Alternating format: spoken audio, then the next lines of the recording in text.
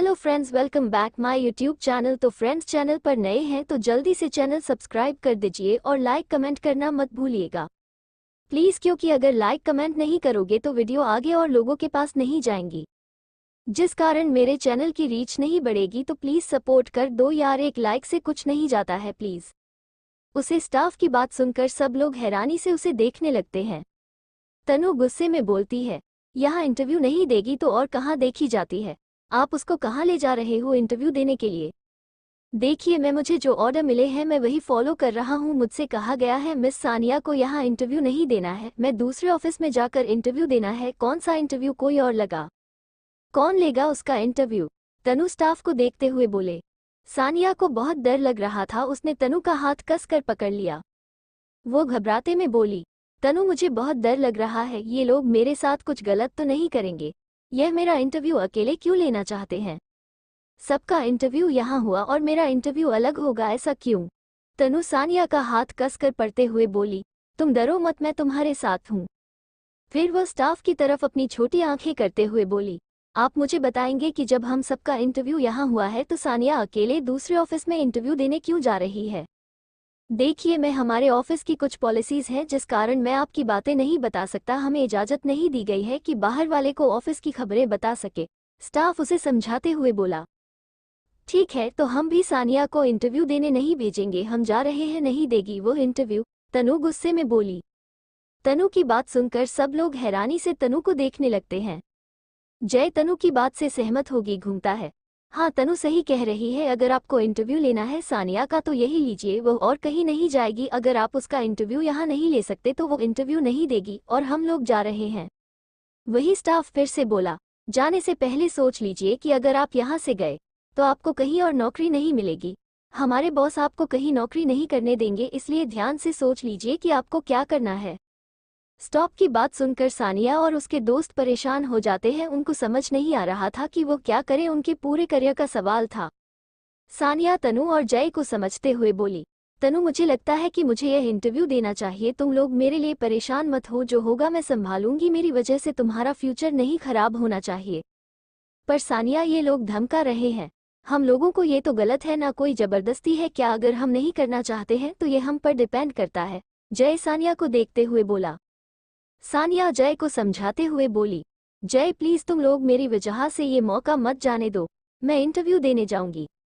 पर सानिया, तनु इतना ही बोल पाई थी कि सानिया उसका हाथ पकड़ते हुए बोली, तनु यार तुम मेरे लिए इतना परेशान मत हो, मैं कर लूंगी। सानिया उस स्टाफ के साथ इंटरव्यू देने के लिए चली जाती है। वहीं इधर अधिकांश का दिमाग खराब हो चुका था। वो लगड़ाते हुए अपने ऑफिस में आता है। वो कंपनी में आता है तो सब एम्प्लॉयज उसे हैरानी से देख रहे थे। उसकी थेरी मेडी चाल देखकर वहां आधे से ज्यादा लोगों धीरे धीरे हंस रहे थे।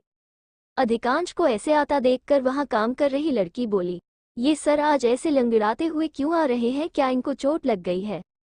अच्छा ही हुआ चोट लग गई, इस खड़ूस में हम लोग का जीना हराम करके रखा है। जब से यहाँ जॉब पर आई हूँ तब से ये करना है, वो करना है, पार्ट टाइम वर्क करना है, नाइट वर्क करना है, कितना काम करते हैं, खोलूं का बैल बनाकर रखा है। दूसरी लड़की अधिकांश को देखते हुए बड़बड़ाते हुए बोली, पर यार कुछ भी को ये बंदा है, बहुत हैंडसम, कितना हैंडसम यार, इसकी बॉडी, इसकी लुक, इसकी पर्सनैलिटी, उसका फेस है, मैं तो अपना दिल हार जाऊं। काम करता है तो कोई बात नहीं, बट यार इसको रोज देखने के लिए मैं चाहे जितना कम मिले मैं कर सकती हूँ। खोलूं का बैल बनना पड़े तो बन जाऊंगी। उसे लड़की की बात सुनकर एक दूसरी लड़की अधिकांश को देखकर आहें भरते हुए बोली, विक्की, यह जो 3 लड़कियां पीछे मेरी बुराइयां और मुझे देख देख कर अपने दिल को ठंडक पहुंचा रही है, इनको रात भर नाइट ड्यूटी यहाँ करनी है, यह मेरा ऑर्डर है, जो बता दो जाके। अधिकांश गुस्से में विक्की से बोला। आज अधिकांश इतना गुस्से में था कि उसके सामने जो भी आ रहा था वो अपना गुस्सा उसी पर उतर रहा था और इसी गुस्से किसी कर बन गई वो 3 लड़कियां। ओके एएसएस, विक्की उन 3 लड़कियों के पास चला जाता है। वही अधिकांश गुस्से में लाल पीला अपने ऑफिस में जाता है।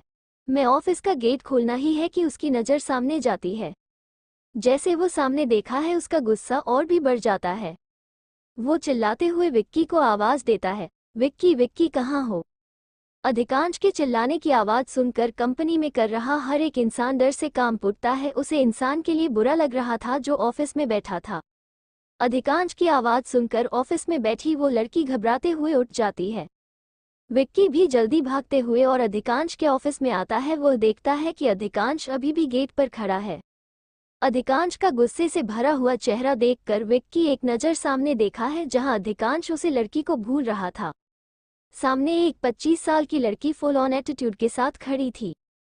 चेहरे पर ढेर सारा मेकअप, शॉर्ट मिडी जिसकी लेंथ उसके थाई तक थी, हाई हील्स हाईलाइट हुए, उसके बाल उसे पर इसकी तीखी नजरें, घमंड से भरा हुआ चेहरा लिए वो अधिकांश को मुस्कुराते हुए देख रही थी। जहां वो लड़की अधिकांश को मुस्कुराते हुए देख रही थी वहीं अधिकांश उसे गुस्से में घूरे जा रहा था। वही विक्की समझ गया था कि आज उसकी बैंड बजाने वाली है। विक्की घबराते हुए मन ही मन बोला, वक्त बेटा, तूने क्या वक्त देखकर आज सुबह अपना चेहरा देखा था? इस लड़की को भी आज का दिन ही मिला था अधिकांश से मिलने के लिए।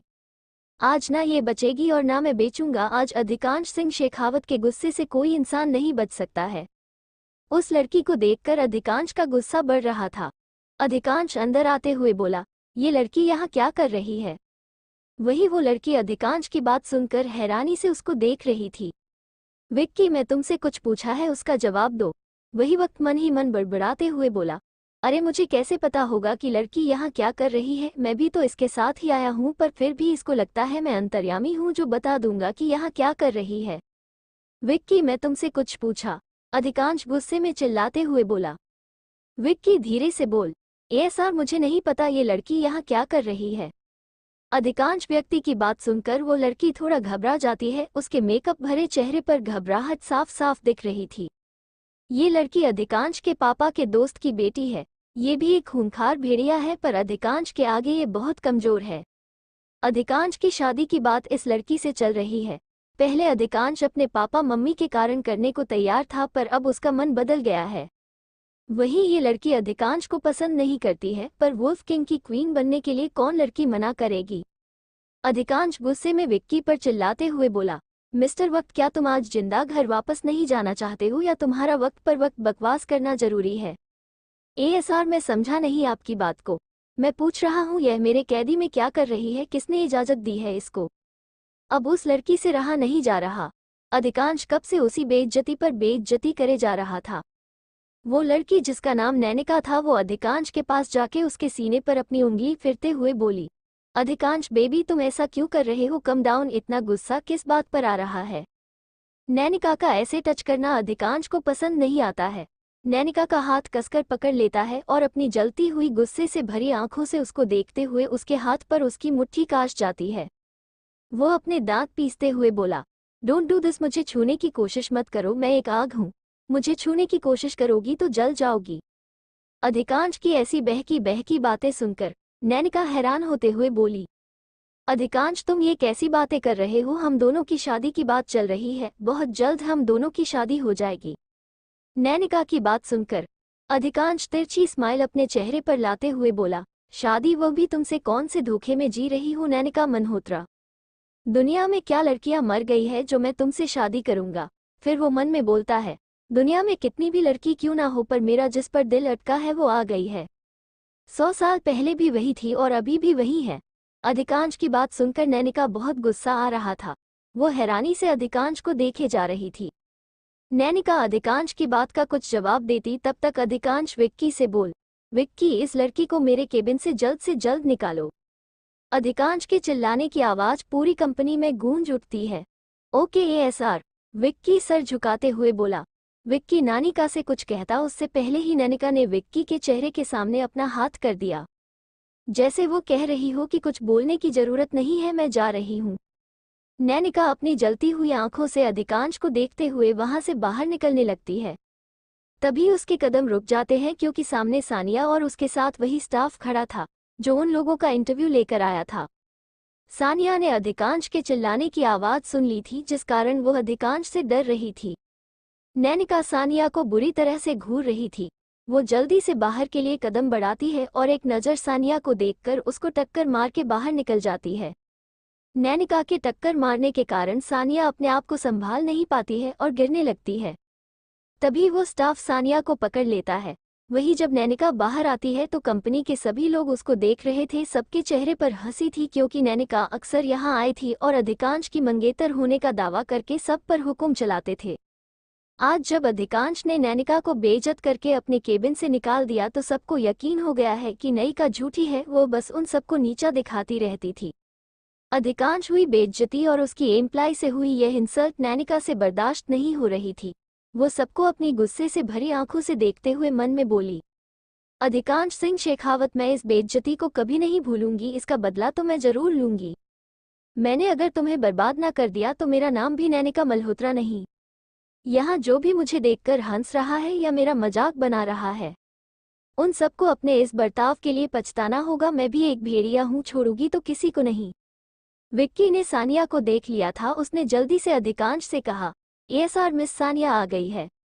विक्की के मुंह से सानिया का नाम सुनते ही अधिकांश का गुस्सा जैसे गायब हो जाता है। वो जल्दी से सानिया की तरफ मुड़ता है और उसे एकटक देखने लगता है। वही सानिया की नजरें झुकी हुई थी और वह डर के कारण कांप रही थी। अधिकांश को इतना गुस्से में देखकर वो अंदर ही अंदर डर रही थी। उसे डर लग रहा था कि अधिकांश गुस्सा उसे पर न उतर जाए।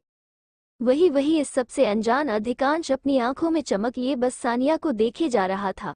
सानिया का मासूम चेहरा देखकर अधिकांश के चेहरे पर बड़ी सी स्माइल आ जाती है। वो अपनी मुस्कान छुपाते हुए कड़क आवाज में बोला, अंदर आ जाओ। अधिकांश की आवाज सुनकर दोनों अंदर आ जाते हैं।